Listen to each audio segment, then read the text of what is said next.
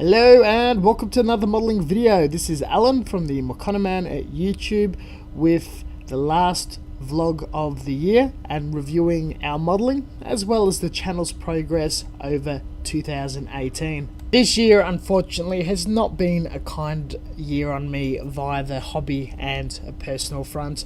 What led to information being leaked, I got blackmailed into taking certain actions, led to a conflict within the community and generally not welcome to many events. My family got involved, was stalked in person around hobby shops in the city as well as online, a theft of money through coercion and debts not returned involving people who were calling themselves friends.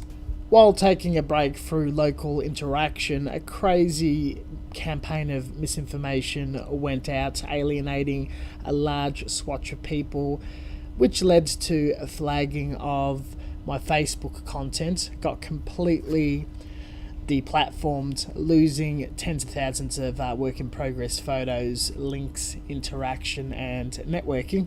The biggest slap in the face being not being able to attend the Gunpla Builders World Cup without possible banning due to a large amount of people, many I don't even know that well, being deeply offended. I do not personally hold any ill will, though personally do not want to be contacted or involved with anybody from the Australian community. My finger was on the button and I came extremely close to deleting the channel and completely walking away. With how this made a personal impact and definitely the family being involved, I should have done so and do feel remorse and guilt for not doing the right thing by them. Getting over the darkest hours and support from very close people to me, I'm glad I kept going and kept this up. It is a passion. It is one of my number one focused pastimes and hopefully a more brighter future in some of the endeavors I'm heading to.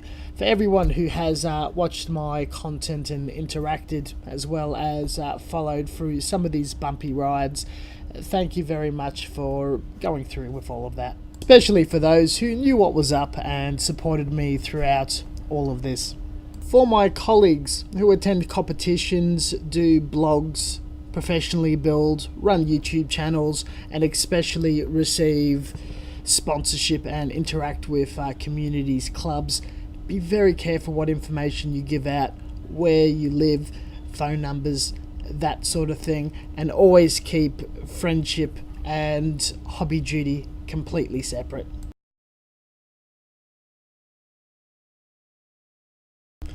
I really needed to just voice that out and vent. All that garbage set aside, let's get into all the good stuff. Recently the channel has reached the 6,000 subscriber mark. Not so much a big milestone or special occasions this late in the YouTube game compared to what occurred previously, though the 1.5 mil total global views is something that just absolutely blows my mind and completely excites me. With the analytics, I net approximately 25,000 views a month. Now, new videos due to the change of the algorithm and all that jazz isn't very high, peaks at about 200 for a while, though what really catches in is search results and recommended when people are looking for tutorials or inspiration, particular information, then stick around for a little while. Due to the frights of being false flagged and losing the Facebook account, page and groups, I made sure every single video was promptly and accurately backed up and made a record of all the tags, titles and descriptions if a re-upload were to occur. As such, I've revisited every single video and manipulated, updated the tags, descriptions and links to reflect what's going on and how trends are performing today. With the campaign of stronger promotion not long ago has netted in very good results. and very healthy feedback from ads on this platform.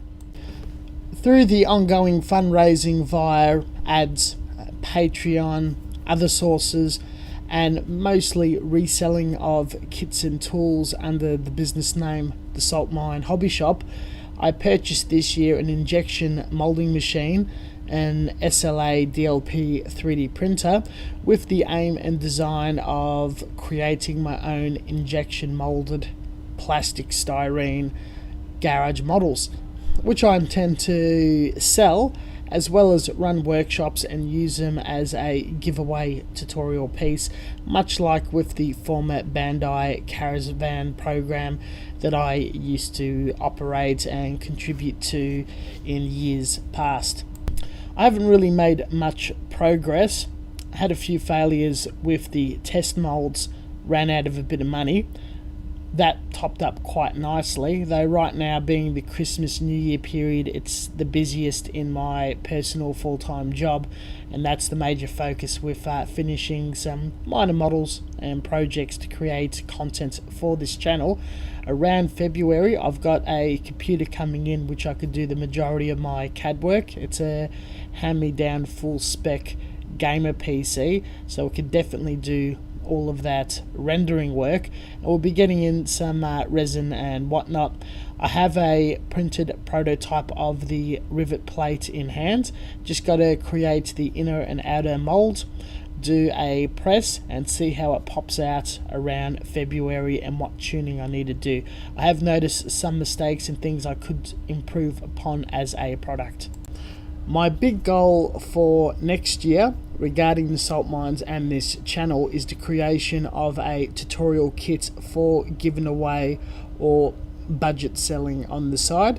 I've been invited to the event Anamanga to run the 2019 Gunpla modeling workshop, and would like to use that as a platform to release the product and for people to build it and see it for the very first time, as well as showing off some wares, displays, and inviting all sorts of fringe interests such as garage kit modelling, other anime scale modelling, and the Ma.K Krieger community. Around March, April, I lost my Facebook account, eventually restarting a new one. It was multiple months of being blocked and locked out from the account from further flags. That did die out over a period of time. Embarrassingly, it's only reached just short of 200 followers from an account that was previously well over 1,500, though there's not much stress in rebuilding that.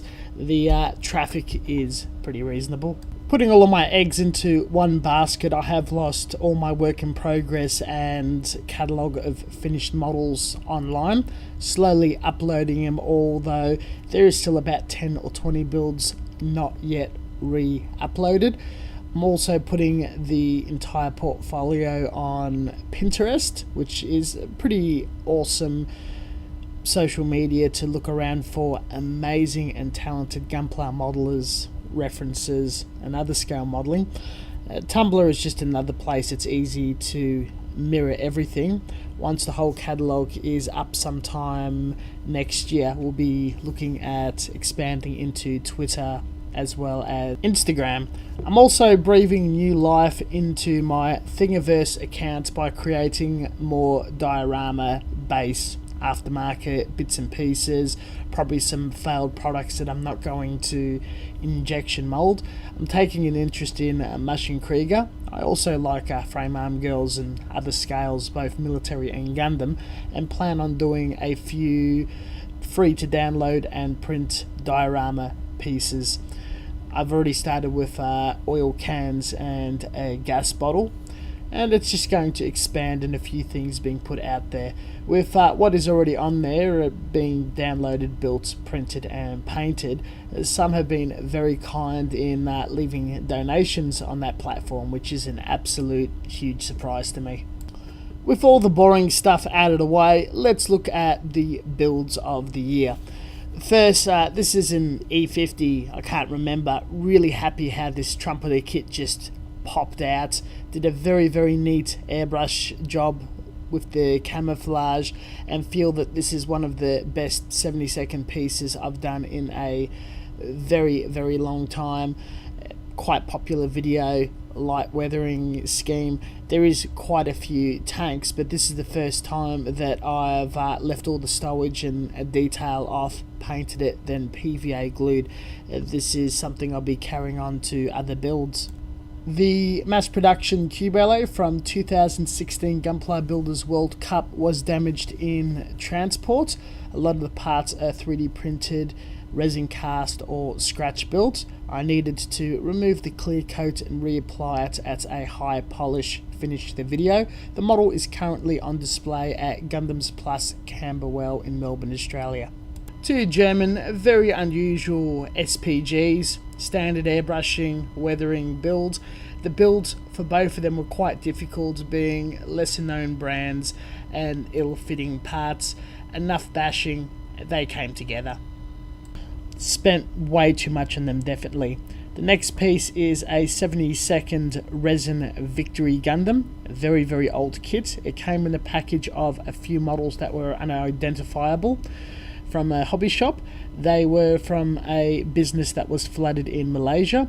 Box and instructions were destroyed or lost. Some things were found online, and eventually through quite a bit of time cleaned up the parts, put it together, built and did a neat paint job. It was a lot of fun, though it was quite constant effort from this year and quite a bit of last year. This resin kit was also a starting point to a new style of weathering that I'm implementing on all models from this point.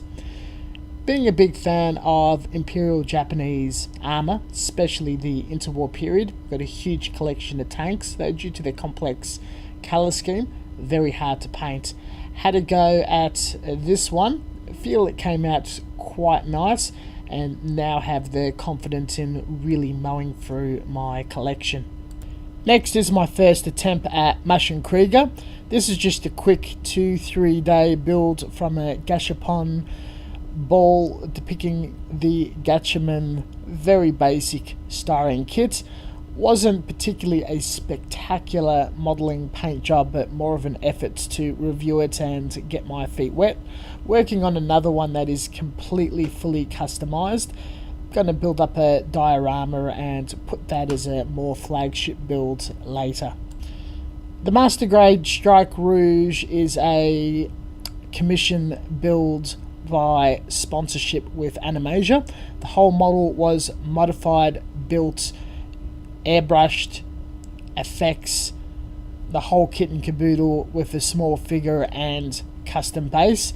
It took approximately 9 months to finish between 2017 to 2018, and a whole video showing all aspects of the build in a long Let's Build video is still viewable on this channel in the old shop format.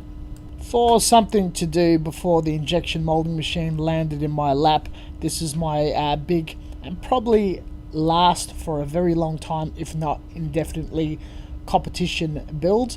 The Gold Providence, with many panels cut out with an ultrasonic knife, detailed, modified, changed and very heavily weathered and deckled. It is a controversial build. Many don't like it, many do. I thoroughly enjoy it, very happy to display it, and pretty much just effort that I can bash around and hit up a master grade just as easily as a high grade. Vintage SD quick build, commission, lots of masking, lots of seam lines, absolutely digged it. It's in someone's private collection and gifted as a birthday present from the guy who placed the commission. The amphibious car yet was a challenge to build. It took a while, absolute load of fun, very happy how it came out. A very subtle yet enjoyable experience weathering, and where I was able to transfer my new method from Gundam to armour. A quick build of a very old vintage kit, just something worthwhile to document and display for the channel. My first Bandai Star Wars kit of a TIE variant from Rogue One. Can't even remember what it's called. Also had an Tasha decal set to be a bit playful, change the colour scheme and experience this new line of kit. Do have a lot more Star Wars kits sitting around. Would love to build and review them. One of them even ready for painting. Sponsored by Animasia. The full Let's Build video is available, all done in shop as a challenge. 1/144 scale Imperial Japanese tank, absolutely tiny, exclusive product to my hobby shop, which I built as a review and experience to tell the customers about, as well as this knockoff egg plane that's pre-painted, pre-marked. Had a bit of a play with it as well in efforts to sell it.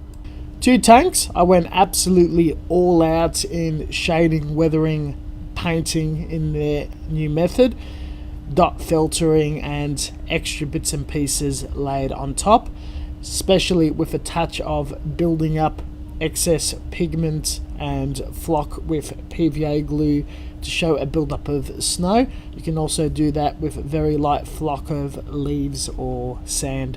This may look like a lot, though to memory, done in under 10 days. Haven't really been playing much with dioramas and feel a bit of a bug biting, pun intended. The model itself is the new Zoids Wild kit from Tommy Takara. It's a ride-on 35th variant. A bit weird, closer to a toy as the parts aren't on runners but in bags. A bit of a cleanup, a bit of an airbrush. Comes out quite nice. It is a wind-up version, so it can actually work and has other gimmicks. The giant Mecha Kangaroo was this crazy commission near half-meter 3D printed piece. Professionally SLA 3D printed. The whole thing cost the client over $1,000 to get made. It was really fine and did not need any post-processing work.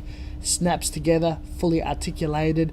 All I did was advise in its CAD work and finish it up by airbrushing and experiencing the product from Zeal 3D printing in Australia and having just a general crack at something like that if other people would like to design their own garage kits or independent toys by themselves. A MSV original Gundam kit bash of a Desert Zaku, utilizing multiple high-grade Zaku parts as well as parts from the vintage kit. This was started by a good friend, and as a team up I finished it off for him.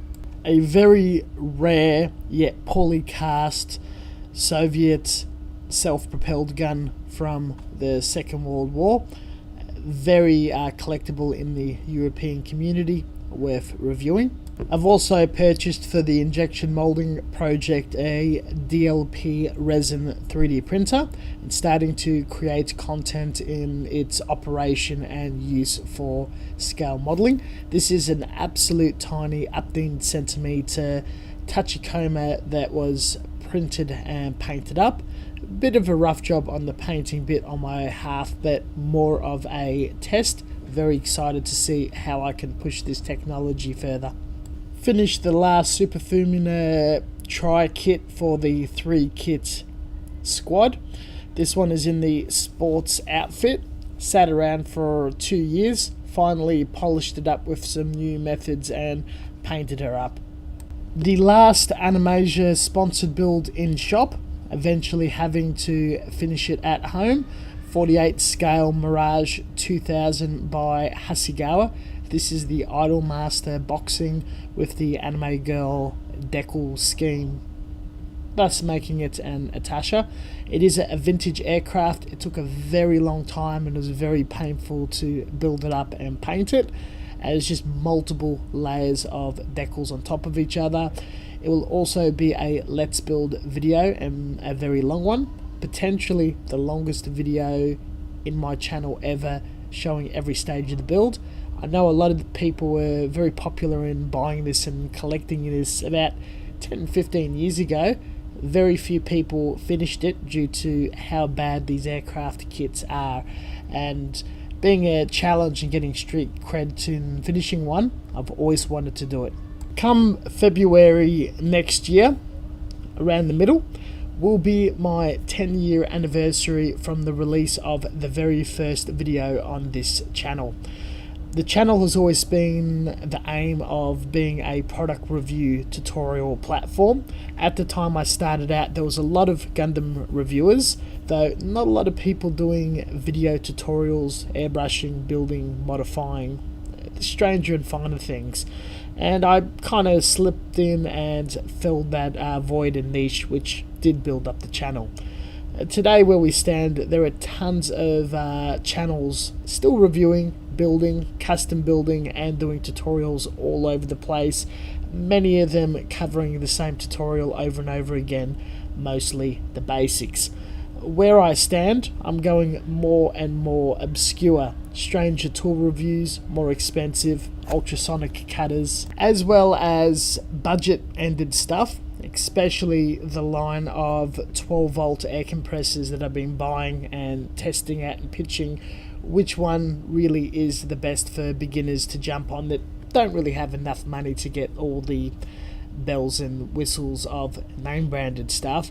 And all of that has done extremely well, carrying on the channel and getting the numbers that it's been getting, especially the 12-volt King Max compressor one, coming close to about 100,000 views, which again, going back to the 1.5mm one, blows my mind. Very hard to comprehend that many people, and just noticing from the algorithm, really there's someone watching one of these videos every hour, every day, regardless from work, sleeping or whatnot.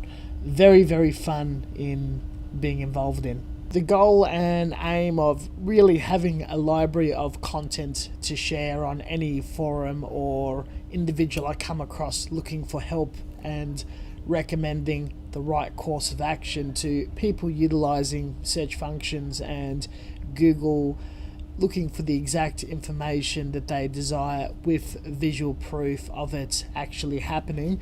None of that is ever going to change, and next year, in between the builds that I do, we'll keep up the ante of finding gaps, filling them, and just reviewing stuff from my point of view, building it, pulling it apart, and giving it a bit of an analyze, with the return of a few more honing your airbrush builds videos just to update where I'm going with that sort of thing, and the odd Q&A sprinkled here and there. That is the Mokanaman 2018 year in review.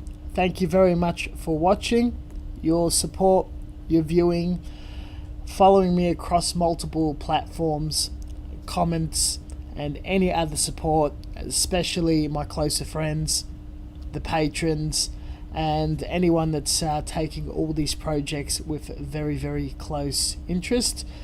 All of my social media links, references are always in the description below. Only for those who feel inclined, there are forms of support. Everything goes straight in the injection molding program, and there will be returns for that. I do plan on doing some sort of special event, giveaway or something once February comes around for the 10-year anniversary. I wish you and your family a happy new year. I hope that you had a very good year. You built a lot of models, you were very productive in the hobby, and continue to do so next year. If you haven't, I hope your resolution is to build more and enjoy the hobby more. Thank you for watching. Till next time, catch you guys next year.